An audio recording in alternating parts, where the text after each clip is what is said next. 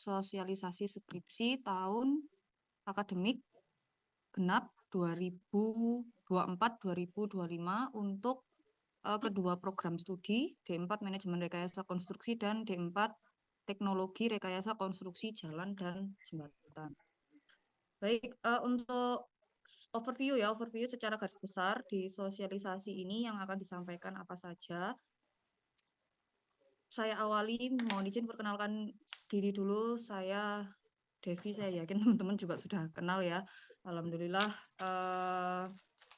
mendapatkan tugas sebagai ketua panitia untuk angkatan teman-teman sekalian. Semoga semuanya lancar ke depannya, amin.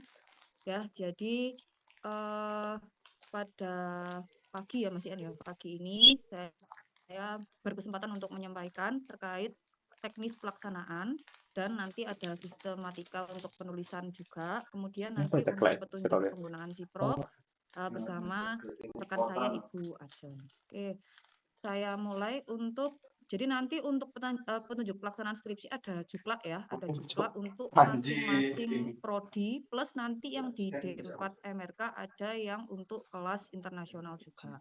Nanti akan di-share di Google Drive, nanti isinya ada juklak, kemudian juga PowerPoint terkait sosialisasi yang saya sampaikan di siang ini. Nanti ada Google Drive-nya akan di-share oleh admin ya di grup angkatan. Baik, saya awali dulu dengan jumlah mahasiswa ya, jumlah mahasiswa yang akan melaksanakan skripsi di D4 MRK. Ada total 114 orang, ini sudah terhitung untuk kelas internasional juga. Kemudian di D4 TRKJJ ada 39 orang yang terdiri dari 2 kelas. Nah, kemudian untuk topik skripsi yang bisa diambil oleh teman-teman mahasiswa untuk prodi D4 MRK ini ada 5 topik ya, 5 topik yang bisa diambil. Ada MK, ada struktur dan bahan, kemudian ada geotek, ada transportasi, dan ada keairan. Sementara di D4 TRKJJ hampir sama, perbedaannya hanya di D4 TRKJJ tidak ada topik skripsi untuk keairan. Ya, tidak ada topik skripsi untuk keairan. Jadi kemudian untuk lebih detail terkait topik skripsi ini untuk manajemen konstruksi lingkupnya apa saja, kemudian untuk struktur dan bahan apa saja, pokoknya lingkup per bidang nanti bisa dilihat di lampiran juklak. Kemudian tolong diperhatikan ya, di sini ada dosen pembimbing yang bisa dipilih oleh teman-teman ya, yang bisa dipilih oleh teman-teman sesuai bidang masing-masing, bidang minat untuk skripsi masing-masing. Nanti di struktur dan bahan ada 17 orang ya, 17 dosen yang bisa dipilih oleh teman-teman. Kemudian di keairan ada 12 dosen ya. Yang perlu diperhatikan di sini ada beberapa nama yang diberikan tanda bintang ya, ada beberapa nama yang diberikan tanda bintang oleh panitia. Di sini maksud dari tanda bintang itu adalah beliau-beliau ini bisa dipilih untuk kelas internasional juga. Ya, jadi untuk teman-teman yang ada di kelas internasional yang di 4 MRK 5 ini untuk pilihannya, untuk pilihan dosennya itu adalah beliau-beliau yang nama-namanya ada tanda bintangnya. Ya. Kemudian untuk di geoteknik ada 6 dosen ya. Kemudian di transport ada 9 dosen, kemudian di MK ada 13 dosen. Nah, yang perlu diperhatikan oleh teman-teman adalah bahwa setiap dosen itu memiliki kuota masing-masing ya, memiliki kuota masing-masing. Jadi sebenarnya kuota secara garis besarnya, secara keseluruhannya itu ada diaturnya per bidang ya, diaturnya per bidang. Jadi struktur dan bahan itu maksimal 44 judul, kemudian geotek itu maksimal 17 judul, kemudian keairan maksimal 28, transport maksimal 24, kemudian untuk MK maksimal 42 judul. Nah, Kemudian kalau untuk kuota per dosennya bagaimana? Untuk kuota per dosen itu nanti istilahnya siapa cepat dia dapat gitu ya. Siapa cepat dia dapat. Jadi kuota itu teman-teman kan nanti daftarnya lewat web ya, lewat Siprok MRK. Nah, untuk Bu, apakah ada tulisannya di Siprok MRK misalnya untuk saya sendiri ya, misalnya untuk Bu Devi sendiri ada berapa kuota, tidak ada. Terus teman-teman taunya dari mana? Taunya kalau misalnya teman-teman ada rencana untuk milih saya, tapi kok nama saya sudah tidak ada di Siprok, berarti kuota saya sudah penuh. Ya, jadi sistemnya adalah siapa cepat dia dapat.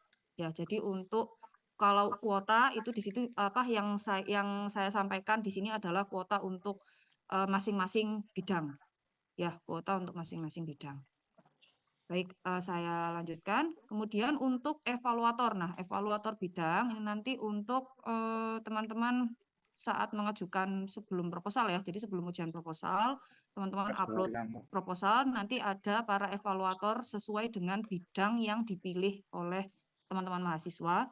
Di bidang keakhiran nanti ada Ibu Winda, kemudian di bidang struktur ada Prof. Taufik, di bidang geoteknik ada Pak Dandung, bidang transport ada Bu Dwi, kemudian untuk bidang MK ada dua ya, nanti ada Bu Fafa dan ada Pak Anto.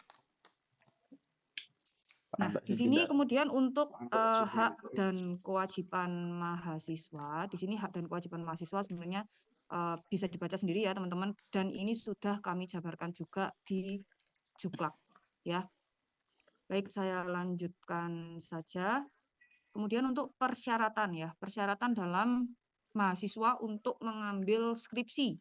Yang pertama sudah menumpuh dan lulus semua mata kuliah semester 1 sampai dengan semester 7.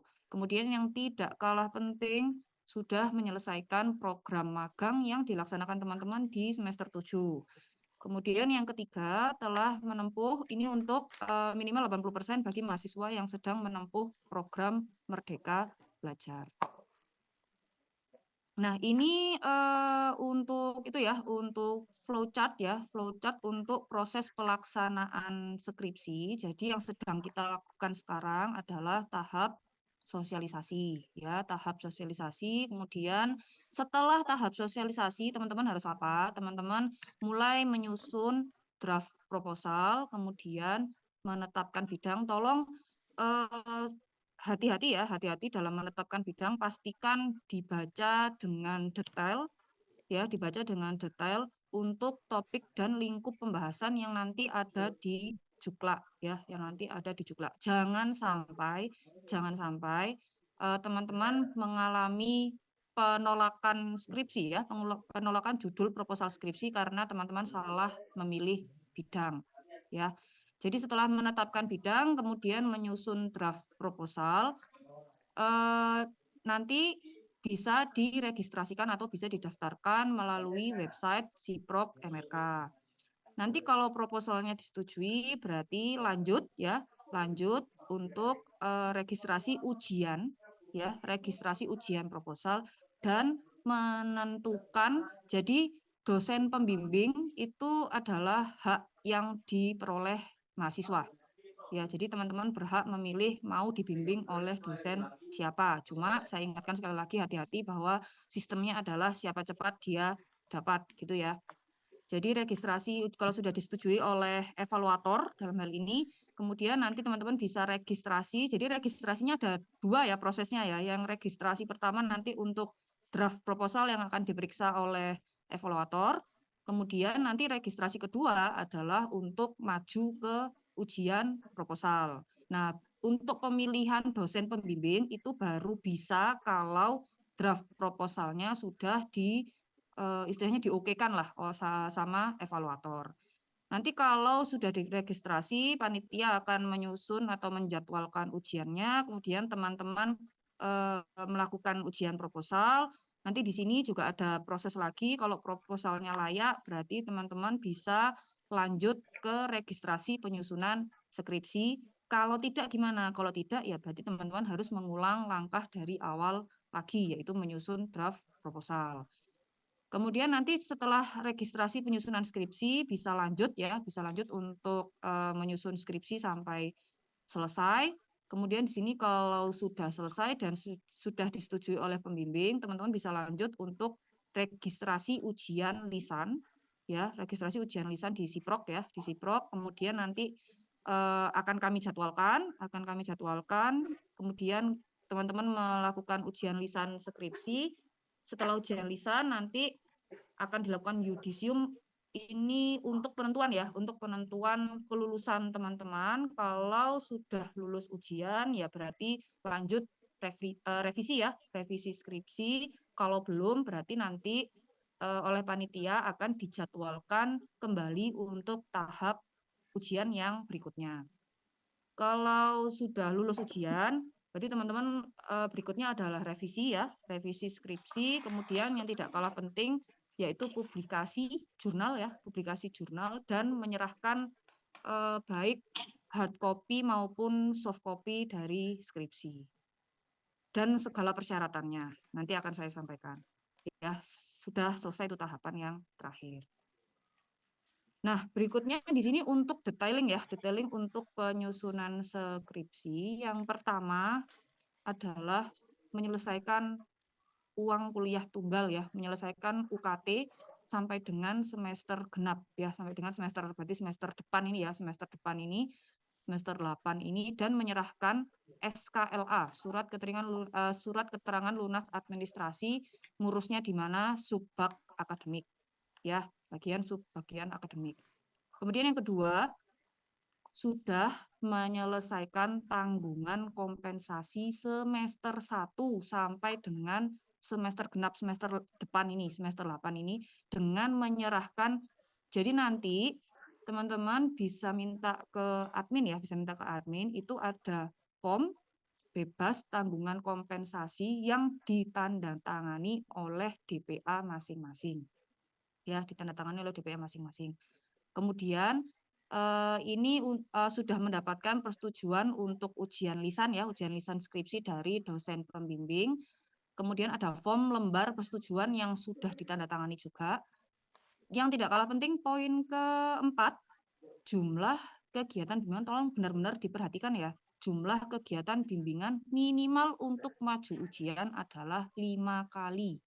Dibuktikannya lewat mana? Dibuktikannya melalui lembar asistensi. Kemudian mengikuti segala registrasi ya, registrasi yang sudah saya jelaskan di flowchart tadi melalui web Siprok MRK. Kemudian jika mahasiswa tidak dapat melaksanakan ujian skripsi sampai batas akhir semester berjalan, mahasiswa di sini ada dua pilihan.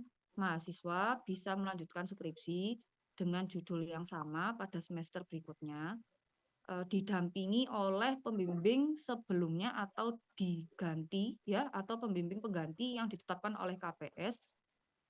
Tapi tolong diperhatikan dengan kewajiban membayar UKT. Jadi bukan berarti teman-teman tidak bisa menyelesaikan semester ini, lanjut semester berikutnya terus tidak ada konsekuensi ya. Konsekuensinya adalah membayar UKT sesuai dengan ketentuan yang berlaku.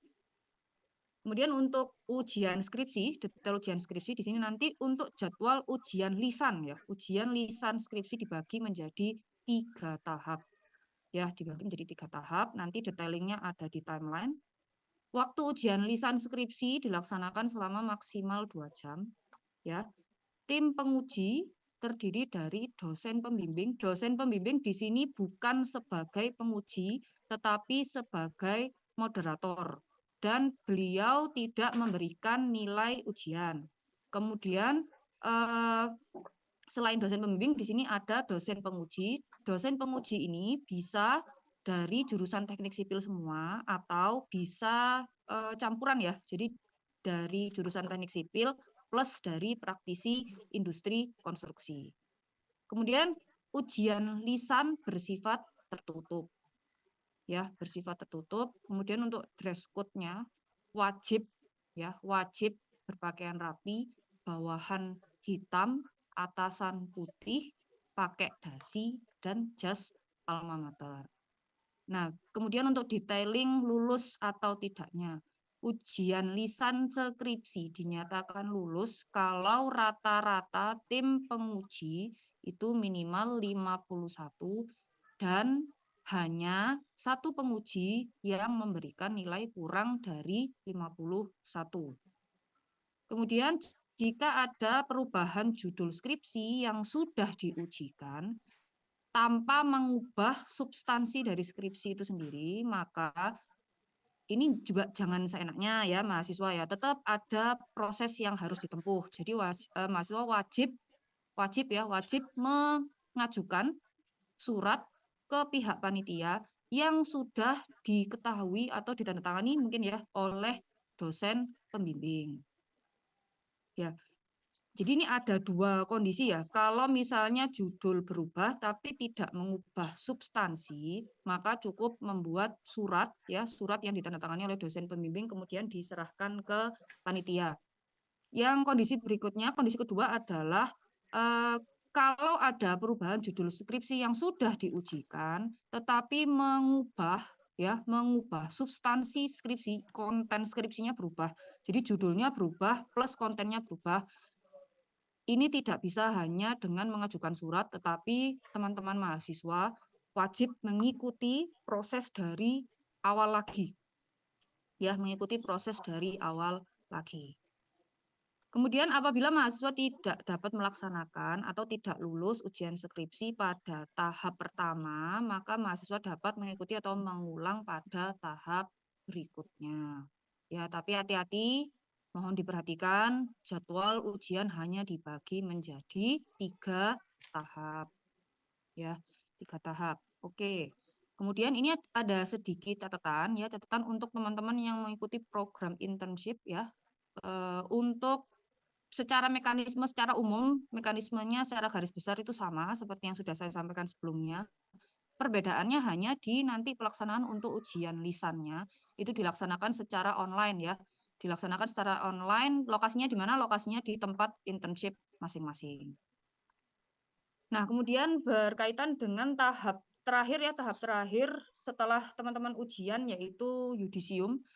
Di sini yudisium akan dilaksanakan setelah ujian skripsi untuk menentukan status kelulusan dari mahasiswa berdasarkan IPK yang sudah ditambahkan oleh nilai skripsi. Nah, nilai skripsi itu dari mana aja? Nilai skripsi itu diperoleh dari 3 komponen. Komponennya apa aja? Yang pertama, ujian proposal 10%, proses bimbingan 50%, ujian lisan skripsi 40%. Jadi teman-teman sudah bisa menilai sendiri ya.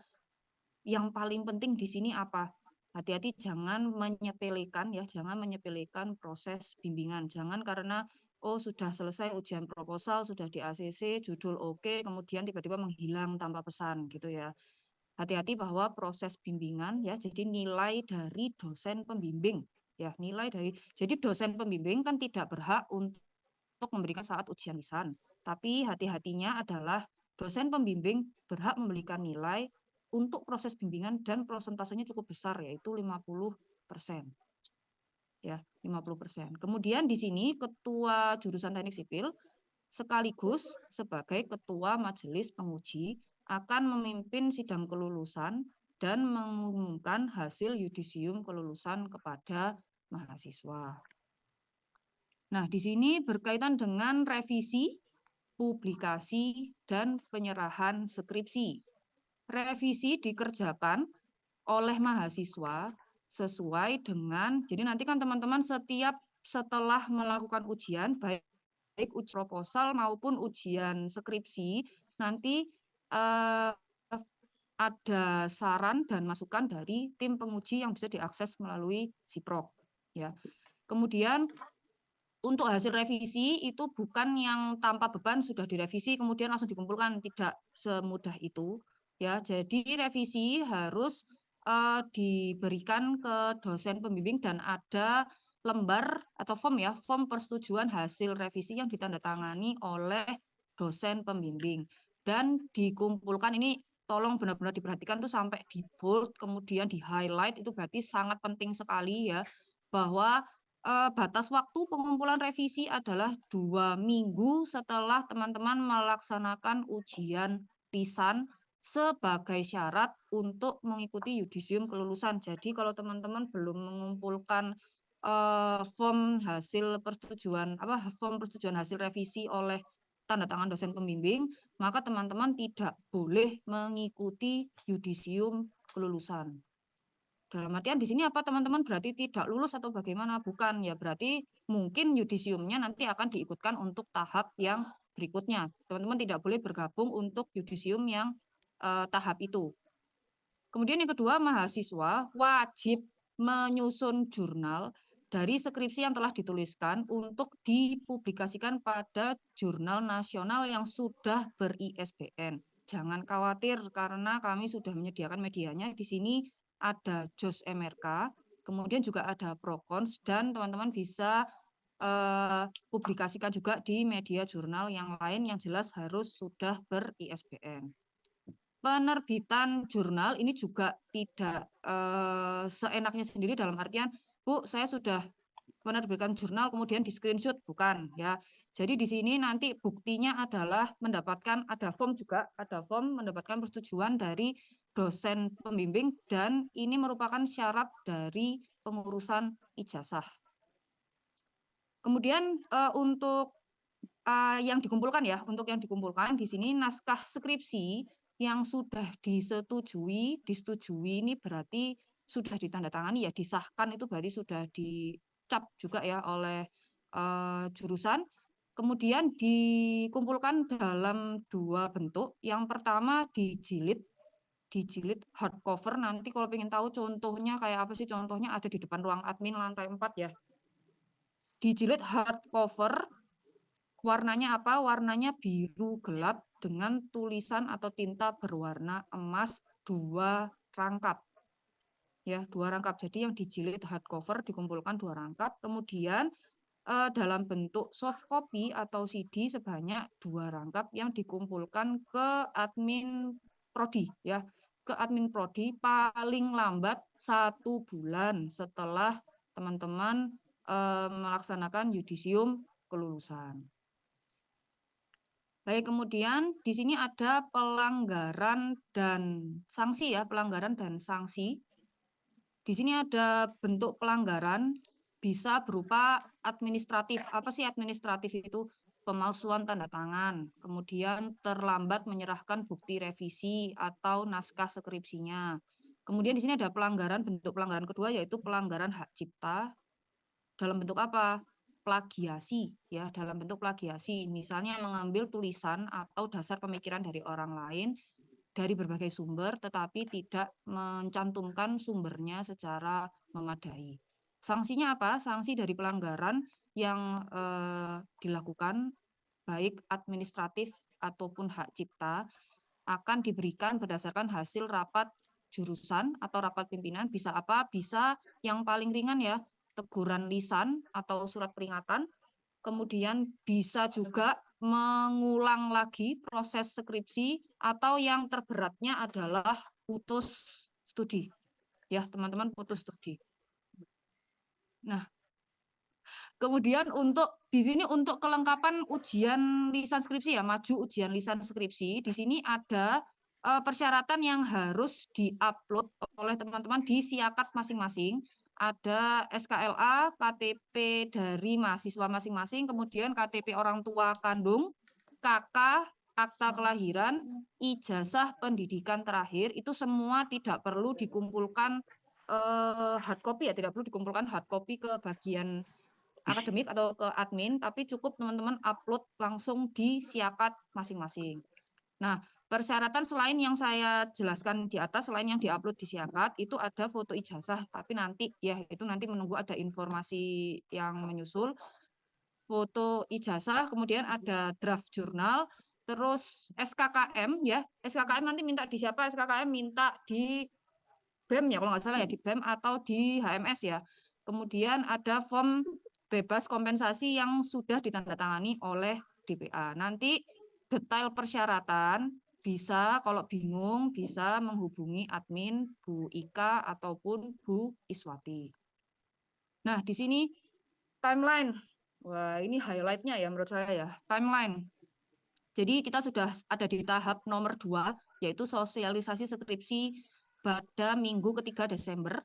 Ya, minggu ketiga Desember. Setelah ini teman-teman ngapain? Setelah ini teman-teman bisa mengajukan permohonan untuk data sekunder ya, mulai dari minggu 4 Desember sampai Januari, akhir Januari. Jadi kita buka teman-teman untuk boleh mengajukan permohonan data sekunder itu mulai akhir Desember sampai akhir Januari. Ya, kemudian untuk mengunggah proposal, untuk proses upload proposal ke Siprok MRK, Bu sekarang sudah dibuka? Belum. Ya, sekarang belum dibuka. Proposal di Siprok baru bisa diupload mulai tanggal 6 Januari. Ya, mulai awal Januari sampai akhir Januari. Di sini teman-teman juga jangan santai-santai. Oh, dibukanya lama, 1 bulan. Bukan gitu. Jadi di sini maksudnya dibuka 1 bulan itu. Kenapa? Karena jadi dimaksudkan nanti ujian proposal itu bukan dilaksanakan langsung berbarengan 114 mahasiswa, 153 mahasiswa secara bersamaan, bukan. Jadi akan dibagi secara bertahap. Karena itu di sini saya bloknya itu langsung 1 bulan ya, dari Januari awal sampai Januari akhir. Jadi nanti teman-teman yang sudah mendaftar sekian mahasiswa itu akan kami ujikan dulu untuk proposalnya, sudah diokekan oleh evaluator, akan kami ujikan dulu. Kemudian ini bukan berarti terus teman-teman yang lain nyantai-nyantai, enggak. Jadi teman-teman juga yang belum segera mendaftar di Siprok MRK. Nah, untuk evaluasi juga sudah mulai dilakukan begitu bersamaan dengan jadwal untuk mengunggah proposal ke Siprok MRK. Ya, kemudian di ujian ini mungkin kita mulainya 2 minggu lah ya, 2 minggu setelah 2 minggu setelah dibuka pertama, yaitu mulai minggu ketiga 45, atau perlu diperhatikan ini timelinenya untuk ujian itu bisa ada perubahan ya, bisa jadi ada perubahan. Jadi nanti kalau misalnya ternyata 1 minggu setelah kami buka untuk kuota mahasiswa yang akan diujikan sudah memenuhi, maka bisa jadi untuk ujian kami majukan ke minggu kedua. Ya, minggu kedua. Dengan harapan sebelum dimulai proses perkuliahan, yaitu yang ada di nomor 3 ya, yang saya blok warna biru, mulai dari minggu kedua Februari sampai minggu ketiga bulan Juni, dengan harapan 1 minggu sebelum dimulainya perkuliahan, itu teman-teman sudah mendapatkan ketetapan untuk dosen pembimbing. Ya, untuk dosen pembimbingnya siapa. Nah, untuk penyusunan skripsi itu sebenarnya sudah bisa dimulai sejak teman-teman dinyatakan lolos untuk proposal skripsinya, dinyatakan layak, skripsinya bisa lanjut, itu jadi teman-teman sudah bisa menyusun batas akhirnya sampai kapan. Batas akhirnya adalah sampai minggu perkuliahan terakhir ya, minggu perkuliahan terakhir minggu ke-17, yaitu minggu ketiga bulan Juni. Jadi nanti minggu ke-17 adalah batas penyusunan skripsi yang terakhir, karena berikutnya nanti akan kami agendakan untuk ujian lisan skripsi sesuai dengan yang saya sampaikan tadi, akan dibagi menjadi 3 ya, akan dibagi menjadi 3 tahap, yaitu tahap 1 akan dilaksanakan insya Allah di minggu ke-4 bulan Juni, kemudian sesuai dengan yang sudah saya sampaikan tadi bahwa batas untuk pengerjaan revisi kan 2 minggu ya. Jadi nanti 2 minggu berikutnya akan kami buka untuk ujian tahap kedua. 2 minggu berikutnya lagi akan masuk ujian tahap ketiga. Jadi nanti yang ujian tahap ketiga pun juga memiliki batas waktu yang sama untuk pelaksanaan revisinya ya, untuk revisinya. Mungkin nanti ada sedikit revisi di yudisiumnya ya. Jadi nanti yudisiumnya itu akan dilaksanakan di setiap tahap ya. Yudisium nanti ada dilaksanakan di setiap tahap. Jadi misalnya untuk yang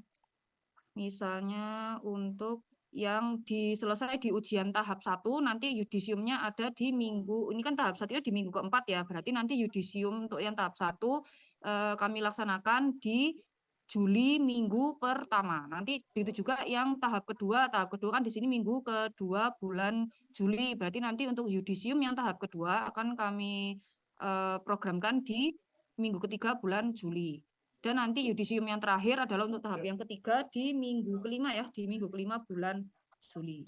Kemudian untuk batas pengumpulan skripsi kita buka sejak selesai pelaksanaan tahap pertama ujian skripsi. Yang perlu diperhatikan, tolong diperhatikan dengan sangat, bisa diinceng nanti di kalender akademiknya ya, bisa dilihat di kalender akademiknya bahwa yudisium akhir untuk semester genap 2024-2025 adalah tanggal 1 Agustus 2025. Jadi kami harapkan teman-teman sudah bisa menyelesaikan semua tanggungan skripsi itu sebelum batas akhir yudisium, yaitu tanggal 1 Agustus tahun 2025. Nah, untuk detail timeline, kalau tadi kan hanya minggu-minggunya aja ya. Untuk detail timeline nanti bisa dilihat di berikutnya di slide yang ini ya. Jadi sosialisasi skripsi yang hari ini, kemudian permohonan data skripsi ini sudah saya sesuaikan dengan timeline yang saya sampaikan sebelumnya. Jadi tolong diperhatikan dengan baik. Kemudian sini bersifat tentatif itu bagaimana? Contohnya tadi masalah ujian proposal ya. Jadi bisa jadi kalau setelah minggu pertama kami buka, kuota sudah memenuhi, minggu kedua akan kami laksanakan untuk tahap pertama dari ujian proposal. Begitu juga dengan ujian lisan gitu.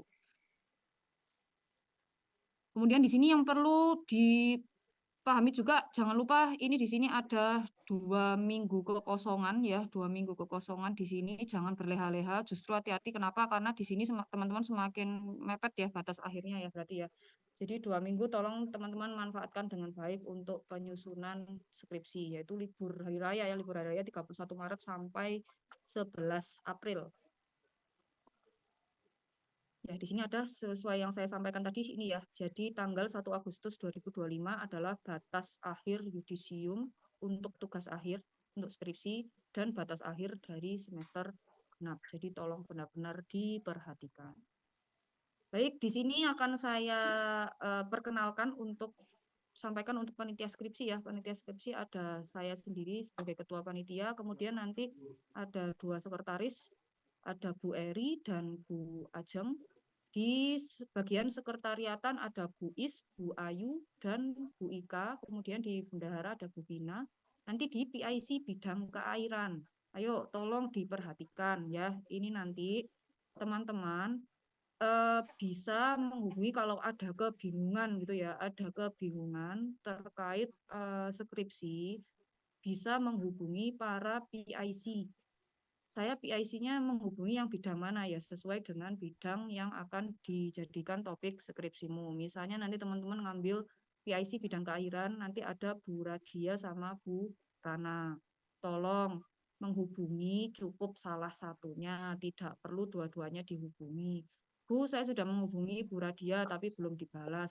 Ya sabar ya, sabar, jangan terus karena sudah menghubungi Bu Radia, terus Bu Rana semua dikupuhi gitu ya. Jangan, jadi cukup kalau sudah menghubungi Bu Radia, ditunggu sampai direspon, tidak perlu menghubungi Bu Rana. Atau teman-teman sudah menghubungi Bu Rana, ya sudah ditunggu sampai direspon, tidak perlu menghubungi Bu Radia, cukup salah satu saja.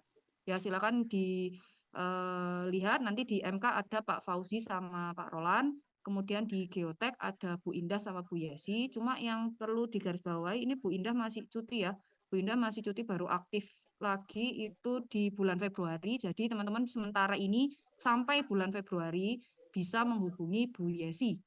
Bu Yesi dulu. Kemudian nanti untuk PIC bidang transport ada Bu Rifka dan Bu Leli.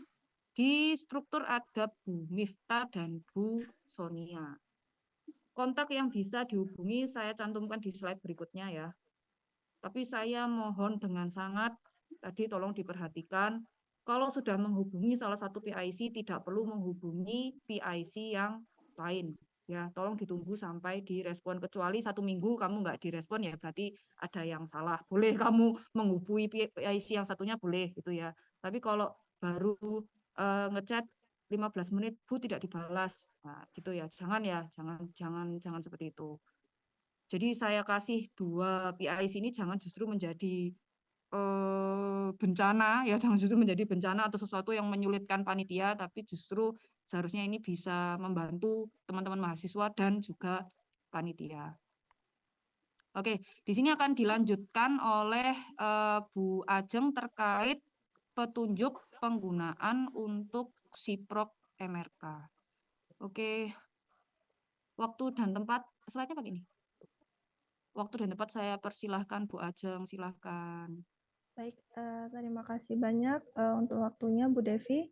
Pada sesi ini saya akan menjelaskan bagaimana sih penggunaan Siprok MRK ini yang menjadi fasilitas teman-teman untuk melakukan pendaftaran baik ujian proposal maupun sampai dengan ujian lisan. Next. Nah, untuk websitenya sendiri yaitu siprokmrk.polinema.ac.id. Namun dalam hal ini apabila ingin mengakses Siprok ini, teman-teman diharapkan dan diwajibkan menggunakan jaringan dari Polinema. Jadi untuk link ini tidak bisa diakses di luar Polinema, harus menggunakan WiFi Polinema. Jadi apabila ingin melakukan pendaftaran proposal sampai dengan ujian lisan, silakan lakukan di kampus Polinema. Untuk tahap pertama, bagi teman-teman yang ingin melakukan registrasi pendaftaran proposal, silakan klik menu registrasi yang kemudian klik registrasi draft proposal. Karena pada tahap ini akan dilakukan evaluasi oleh evaluator. Apabila status proposal teman-teman dinyatakan layak, maka bisa lanjut ke tahap berikutnya. Untuk teman-teman melakukan login-nya, silahkan menggunakan username-nya adalah NIM teman-teman, password-nya dan username dan password-nya adalah NIM. Lalu klik login. Ini adalah tampilan untuk menu registrasi draft proposal. Teman-teman tidak usah lagi mengisi nama, NIM, dan tahun akademik maupun kelas. Silakan ngisi judul proposal, bidang, dan draft proposal. Di situ ada catatan, untuk draft proposal hanya maksimal 5 MB dalam bentuk PDF. Yang kemudian tinggal di-upload draft proposal. Setelah melakukan penguploadan draft proposal, langkah berikutnya adalah evaluator akan mengevaluasi terhadap draft proposal teman-teman, di mana keputusannya itu ada 3. Yang pertama, disetujui. Arti dari disetujui ini adalah proposal yang diajukan oleh mahasiswa disetujui langsung oleh evaluator, sehingga dengan status disetujui ini, teman-teman bisa langsung lanjut ke tahap ujian proposal. Yang kedua adalah statusnya disetujui dengan revisi. Artinya, proposal yang diajukan oleh mahasiswa disetujui oleh evaluator, namun ada revisi. Sehingga di saat mendaftar ujian proposal, proposal teman-teman itu sudah dilakukan revisi sesuai masukan dari evaluator. Nah, apa bedanya? Kalau yang poin A, itu tidak ada revisi. Jadi proposalnya yang waktu di-upload saat pendaftaran draft proposal itu langsung bisa di-upload di ujian proposal. Kalau di poin B harus dilakukan revisi lagi. Namun tidak perlu di-upload atau dievaluasi lagi oleh evaluator. Jadi poin A dan poin B langsung bisa sama-sama melakukan proposal. Untuk tahapan yang ketiga yaitu, mohon maaf bukan tahapan, tapi poin ketiga yaitu ditolak. Ditolak ini artinya apa? Proposal yang diajukan oleh mahasiswa itu ditolak oleh evaluator, sehingga mahasiswa wajib bisa mengganti judul maupun topik ataupun tema dari proposal tersebut. Namun di dalam ditolaknya oleh evaluator ini tidak hanya semena-mena atau semata-mata ditolak tanpa ada alasan. Di dalamnya pasti ada alasan apa yang harus diperbaiki teman-teman. Bisa jadi adanya subbab yang perlu ditambahkan seperti itu. Perlu ganti judul, tidak perlu ganti topik. Namun yang perlu diperhatikan oleh teman-teman di saat kondisinya ditolak, otomatis kuota bidang tersebut akan kembali lagi sehingga kemungkinan akan diambil oleh teman lagi karena kuota bidang itu tetap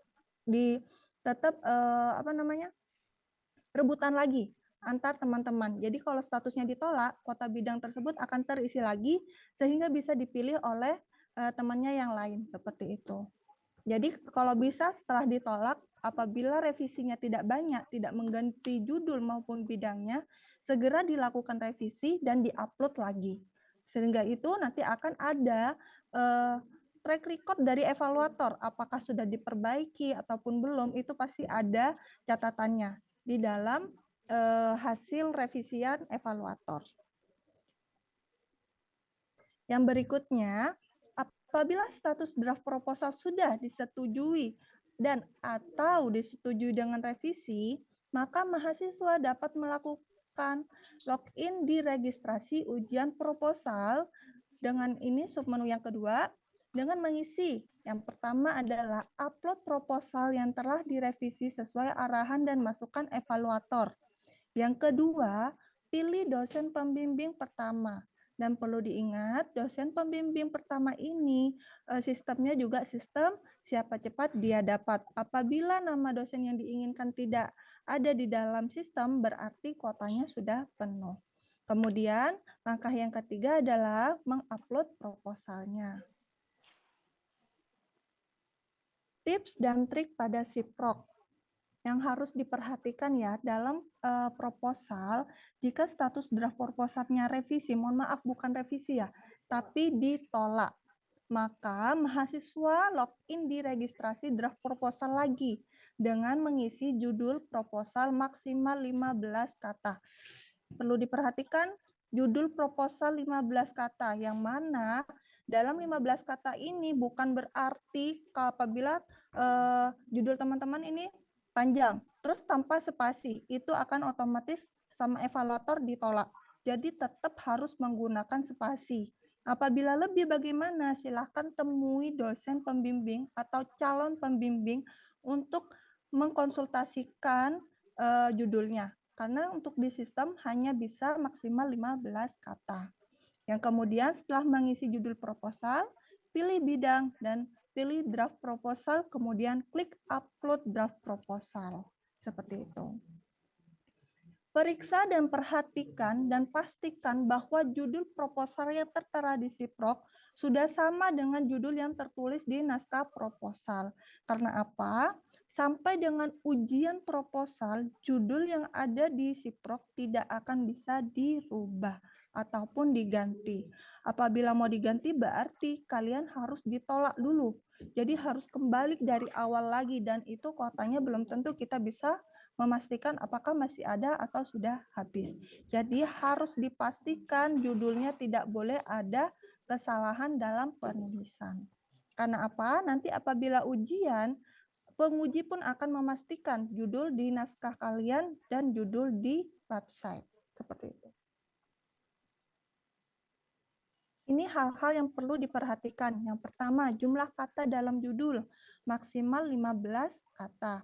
Yang kedua, ketika mahasiswa telah melakukan registrasi ujian proposal dan memilih dosen pembimbing, maka tidak dapat melakukan pergantian dosen. Yang ketiga, pastikan dokumen yang diupload pada registrasi ujian proposal sudah benar dan sesuai dengan revisi yang diberikan oleh evaluator. Karena dokumen yang terupload tidak dapat ditimpa ataupun diganti. Pernah ada satu kejadian yang diupload itu adalah proposal yang belum direvisi agar kuotanya mendapat. Sehingga pas waktu mendaftar isinya itu berbeda.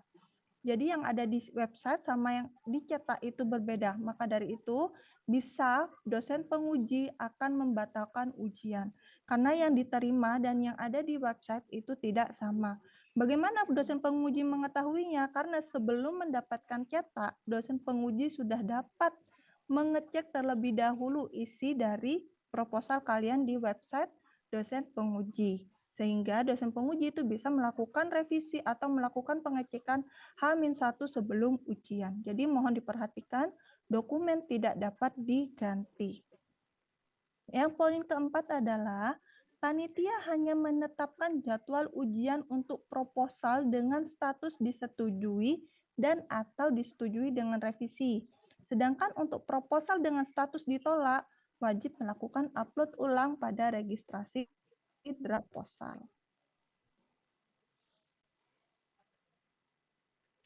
Selanjutnya, setelah melakukan ujian proposal bagi mahasiswa yang proposalnya dinyatakan layak, jadi dalam melakukan ujian proposal nanti statusnya ada lagi, ada layak dan tidak layak.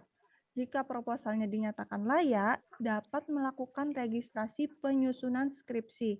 Dengan memilih menu registrasi, selanjutnya adalah registrasi penyusunan skripsi. Apa isinya registrasi penyusunan skripsi? Yang pertama, apabila ada perubahan judul minor, bukan mayor ya, minor, saran atau revisi dari tim penguji, silahkan klik ada, kemudian isi judul pada menu judul skripsinya. Jadi, pergantian judul hanya bisa dilakukan saat registrasi penyusunan skripsi apabila ada perubahan judul minor. Kalau mayor seperti apa? Berarti harus melakukan menggunakan form perubahan judul dengan bertanda tangan KPS, evaluator, dan dosen pembimbing. Yang kemudian pada tahap selanjutnya harus mengulang lagi dari awal, yaitu ujian proposal lagi. Pada poin B, jika tidak ada perubahan judul, maka silahkan klik tidak ada. Yang poin C, upload proposal yang sudah direvisi sesuai saran dari dosen penguji 1 dan dosen penguji 2 pada menu file revisi proposal. Yang kemudian, klik registrasi sehingga teman-teman dapat mencetak bukti registrasi. Apa gunanya bukti registrasi? Bukti registrasi ini adalah sebagai salah satu bentuk bukti sementara yang ditunjukkan kepada dosen pembimbing. Karena apa? Dosen pembimbing biasanya mendapatkan surat tugasnya itu agak telat. Jadi beliau belum tahu nih, saya ini bimbingannya siapa saja. Nah, sebagai teman-teman, jika untuk melakukan asistensi dapat menunjukkan bukti cetak registrasi ini bahwa teman-teman adalah saya bimbingan Bapak Ibu, seperti itu. Untuk selanjutnya, bagaimana jika setelah melakukan ujian proposal dan dinyatakan tidak layak, akan melakukan revisi sesuai saran dan masukan dari dosen penguji. Dengan beberapa kondisi. Yang pertama, jika terdapat perubahan total pada konten proposal, maka mahasiswa wajib melakukan upload ulang proposal pada menu registrasi draft proposal jika terdapat perubahan total. Yang artinya apa? Ataukah mungkin ada plagiasi? Judul teman-teman ini sudah dilakukan, sudah ada di jurnal yang lain. Nah, itu ada perubahan total. Ataupun jika data yang kalian dapat itu susah, yang kalian butuhkan itu susah, tidak bisa keluar, sehingga kalian mengharuskan ganti judul, ganti bidang, maka harus mengupload ulang. Namun, jika dinyatakan tidak layak akibat kekurang siapan mahasiswa saat melaksanakan ujian proposal, maka panitia akan menjadwalkan ulang ujian proposal. Sehingga harus konfirmasi ke panitia. Apa sebab dan akibatnya, apa sebabnya dinyatakan tidak layak. Oh, karena kurangnya kesiapan. Maka panitia akan menjadwalkan ulang untuk ujian proposalnya. Seperti itu. Baik, untuk sistem tahap-tahapan penggunaan SIPROK itu juga ada di Jukla. Nanti Juklanya itu sama Bu Ika, dokumen-dokumen sosialisasi ini sudah disematkan di deskripsi grup. Jadi teman-teman bisa mengklik di deskripsi grup apa saja yang ada di link tersebut. Ada Jukla, ada tutorial SIPROK-nya, dan ada juga dari PPT ini. Sehingga teman-teman tidak perlu lagi bertanya-tanya, Bu, saya boleh minta PPT-nya. Bu, bagaimana tutorial ini? Bu, saya mau lihat juklanya. Semuanya ada di deskripsi grup, baik dengan form-form yang harus dipenuhi. Untuk sistematika penulisan skripsi ini akan dijelaskan lagi oleh Bu Devi. Saya kembalikan lagi ke Bu Devi.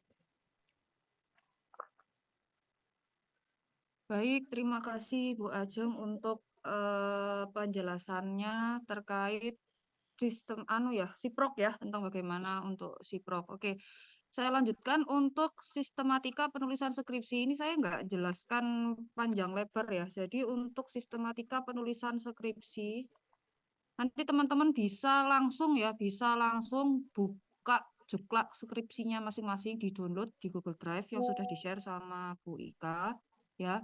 Kemudian dilihat di bagian bab 3 bab 4 kalau nggak salah ya, bab 3 bab 4 dan lampiran. Jadi di lampiran itu nanti jadi kalau di bab 3 dan bab 4-nya itu nanti untuk detailing jadi format penulisan itu seperti apa kayak gitu. Nanti untuk contoh penulisannya ada di bagian lampiran.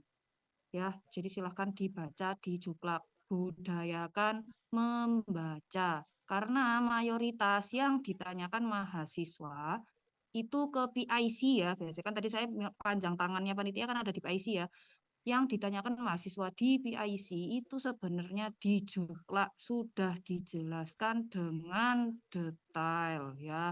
Jadi tolong dihargai ya, dihargai itu dosen-dosen yang sudah membuat juklak dengan susah payah, tolong dibaca dengan detail. Kalau memang masih ada yang perlu ditanyakan, boleh ditanyakan melalui PIC bidang ya. Jadi sekian presentasi untuk sosialisasi skripsi yang dapat saya sampaikan siang ini. Saya akhiri, saya kembalikan lagi ke Bu Ika. Silakan Bu Ika. Oke, baik. Terima kasih untuk penjelasannya dari Bu Ajeng dan juga Bu Devi. Untuk selanjutnya yaitu masuk ke sesi tanya jawab. Mungkin teman-teman ada yang belum mengerti dari penjelasan yang sudah dipaparkan oleh Bu Devi dan Bu Ajeng. Silakan, monggo bisa di hands up aja. Nanti kita akan mungkin bisa menjawab semaksimal mungkin. Monggo teman-teman yang masih belum paham, mungkin ada. Jelas Apa banget, sudah paham semua? Kayaknya sudah paham semua ini. jelas banget Mas Bro.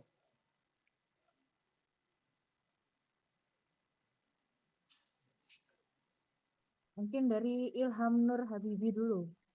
Baik, Assalamualaikum warahmatullahi wabarakatuh. Izin bertanya, Bu. Mas Ilham, kalau tanya dinyalakan kameranya. Iya, Bu.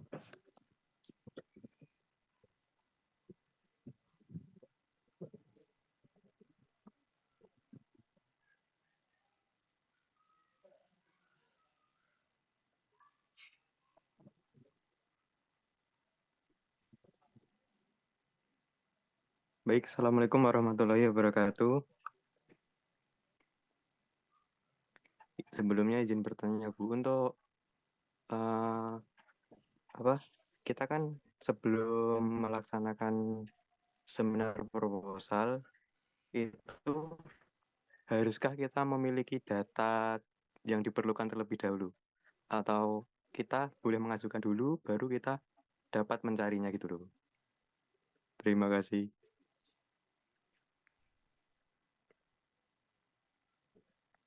Mungkin selanjutnya untuk Imam Hanafi, Mas Imam Hanafi.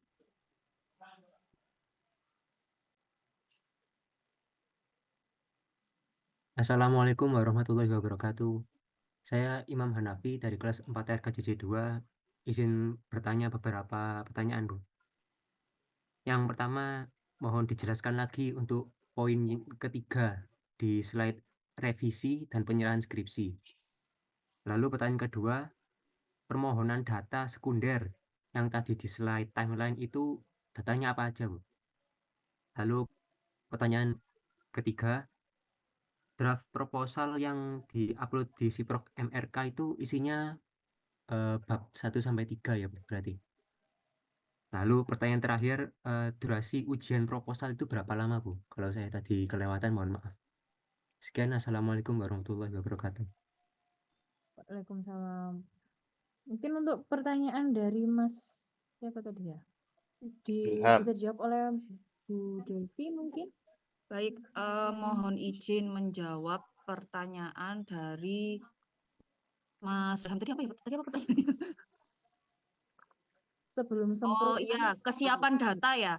Kesiapan data. Baik, begini Mas, kita kan orang teknik ya gitu ya. Kita main logika aja Mas. Kita main logika aja. Jadi gimana caranya Mas Ilham itu menyusun proposal tanpa data gitu Mas. Nah, gitu kan ya. Nah, Boleh kalau ditanya boleh nggak? Boleh. Cuma resikonya adalah anggaplah Mas Ilham berani gitu ya. Berani maju gitu ya. Bilangnya ada tapi padahal sebenarnya belum ada, pikir mburi gitulah ya orang Jawa ya. Pikir mburi pokoknya maju sik kan gitu ya. Resikonya adalah gitu ya. Ujian proposal, pertanyaan yang pasti ditanyakan oleh dosen penguji pada saat ujian proposal adalah terkait kesiapan data. Ya, terkait kesiapan data. Ini saya kasih sneak peek aja. Jadi kalau sudah ditanya bagaimana terkait kesiapan data, kepemilikan data, dan teman-teman mahasiswa sudah menjawab, iya Bu, iya Pak, Bu, ini masih mau. Nah, itu belum siap toh. Ya, jadi namanya orang mau nyusun gitu ya. Orang mau nyusun, ya berarti sebisa mungkin sebelum ujian proposal atau sebelum mengunggah ya memang sudah disiapkan dulu gitu ya. Sudah disiapkan dulu untuk semua data-data yang diperlukan.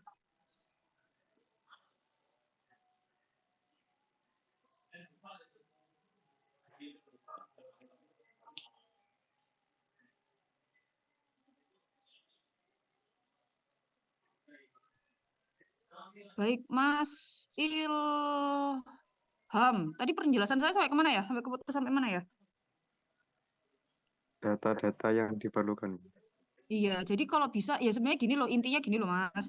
Kalau boleh, kalau kamu berani gitu aja ya. Kalau kamu mau tanya idealnya kamu ujian proposal itu sudah memperoleh data lengkap. Ya, sudah memperoleh data lengkap gitu. Gitu ya Mas Ilham ya. Iya, Bu. Ada yang mau ditanyakan lagi Mas Ilham? Tapi dari proyeknya itu katanya gini, Bu. Soalnya kemarin itu sempat minta data dari proyeknya, PM-nya itu bilang, Mas, kalau bisa judulnya sama sembronya ACC dulu, nanti baru tak kasih data gitu, Ibu.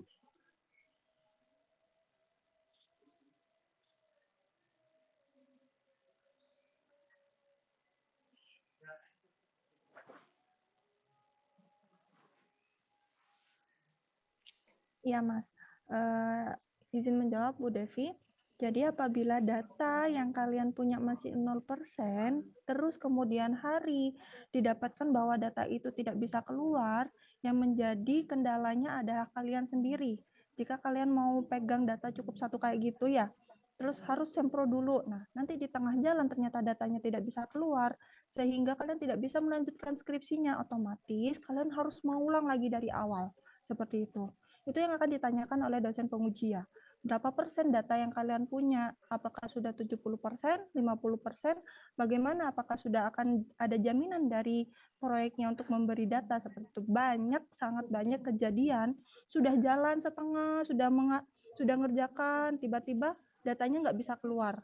Entah ada apa di proyeknya sehingga udah mengerjakan tuh sudah 50%, tapi kalian harus mengulang lagi dari awal. Mengulangnya dari awal pun kalian harus menyesuaikan dengan kuota bidang yang masih tersedia. Bukan berarti di saat kalian pertama ngambil MK, terus kalian harus mengulang lagi dari awal. Terus MK-nya kan sudah penuh, berarti kalian harus buat lagi proposal sesuai bidang yang ada. Jadi apabila data yang kalian itu didapatkan 50-50 untuk kemungkinan dapatnya, lebih baik mencari alternatif yang lain. Seperti itu. Bagaimana Mas Ilham? Baik, Bu. Terima kasih banyak, Bu. Oke. Selanjutnya Imam Hanafi. Monggo, Mbak Devi.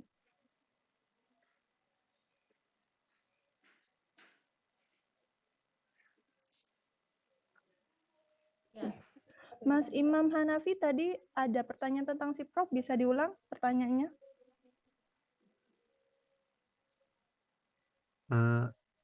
Siprop pertanyaannya draft proposal yang diupload di Siprop MRK itu isinya berarti bab 1 sampai 3 ya, Bu? Itu aja. Oke, berarti Isinya apa sih draft proposal tersebut? Silahkan dibaca di juklaknya. Nanti dibaca dulu di juklaknya. Proposal itu sampai bab berapa, bagaimana tatanan tulisnya, seperti itu ya. Dan untuk tadi nanya tentang ini data juga ya, Mas Imam Hanafi ya. Data sekunder itu apa aja gitu ya? Iya, Bu. Nah, menurut Mas Imam Hanafi, data sekunder itu apa aja, Mas? Bukankah di MK sudah dipelajari? Kalau data sekundernya nanya metodologi penelitian. Kalau nanya ke kita, apa aja Bu data sekunder? Ya saya nggak tahu, kan judulnya Mas Hanafi yang punya, seperti itu. Data yang dibutuhkan apa aja? Ya kami juga nggak tahu, kan yang punya skripsi kalian. Ya, di metode penelitian ada nggak? Ada dong. Apa itu data sekunder? Masa mau kuliah lagi Bu Devi? Data sekunder itu yang tidak kalian dapatkan sendiri ya. Itu yang sekunder. Tidak dikumpulkan oleh kalian sendiri. Kalian tidak melakukan penelitian sendiri, itu data sekunder. Kalau kalian ngambil sendiri, di lab, nguji sendiri, itu data primer. Seperti itu. Kuesioner, nah itu data primer. Kalau sekunder, dapat dari orang, dapat gambar kah, atau jadwal kah, spek, itu termasuk data sekunder. Yang pertama, pertanyaannya apa Mas Imam Hanafi? Mohon dijelaskan lagi poin ketiga di slide revisi dan penyerahan skripsi tadi, Bu. Oh, oke. Monggo Bu Devi. Oke, Mas. Bentar, Mas. Saya tampilkan lagi gitu aja ya. Saya sendiri nggak hafal. Sebentar.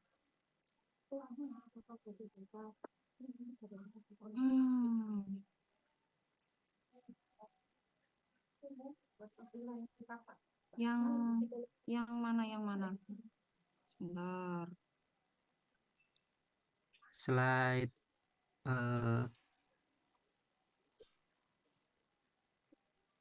revisi ya. iya, Ini. Bu. Iya, poin ketiga itu. Kenapa? Yang ketiga, apa yang kurang jelas? Yang CD itu maksudnya bagian mana ya, Bu? CD bagaimana? Ya apa lah jelasnya CD bagaimana? CD compact disc. Nah, Iya. tuh, waduh ini. Ya, CD ya. Cuma gini nanti coba dilihat pengumuman berikutnya. Nanti apakah tetap berupa CD atau nanti dikumpulkan melalui Google Drive atau biasanya dua-duanya, jadi CD juga Google Drive juga gitu ya. Ya. Sudah ada tadi ada yang belum dijawab pertanyaannya? Yang pertanyaan terakhir, Bu, durasi ujian proposal itu berapa lama? Durasi ujian proposal Bu Ajeng di Juklak juga adakah? Di Juklak ada Mas, dibaca dulu, nanti kalau belum ada, kalau ternyata tidak ada, tanyakan ke PIC gitu ya. Ya Bu, terima kasih Bu. 1 jam sudah dibukakan langsung ini sama Bu Ajeng, 1 jam. Ya, Baik, oke. terima kasih Bu. Sama-sama, saya kembalikan lagi ke Bu Ika. Gimana teman-teman, ada yang mau bertanya lagi? Kayaknya sudah jelas ya, di Juklak itu sudah lengkap. Jadi kalian bisa baca dulu, baru nanti kalau belum jelas kalian tanya. Ya, baca dulu Juklaknya. Di Juklak itu sudah paling lengkap. Apa yang harus kalian lakukan itu semuanya ada di Juklak. Ada lagi yang mau ditanyakan mungkin teman-teman? Sudah? Cukup? Oke, kalau sudah nggak ada yang perlu ditanyakan, mungkin kita akhiri saja ya sosialisasi pada siang hari ini. Mungkin saya ucapkan terima kasih untuk semua koordinator, Bu Riris, Pak Supi, Pak Sekjur juga yang sudah hadir pada siang hari ini, Bu Devi selaku koordinator ini panitia skripsi, Bu Ajeng, dan semua PIC. Saya ucapkan terima kasih, dan untuk teman-teman sekalian yang sudah gabung, sudah join, untuk bisa ikut sosialisasi ini. Saya ucapkan terima kasih banyak dan saya akhiri. Wabillahi taufiq wal hidayah. Wassalamualaikum warahmatullahi wabarakatuh. Waalaikumsalam. Waalaikumsalam warahmatullahi wabarakatuh. Terima kasih, Bu. Waalaikumsalam warahmatullahi wabarakatuh. Waalaikumsalam warahmatullahi wabarakatuh. Terima kasih, Bu.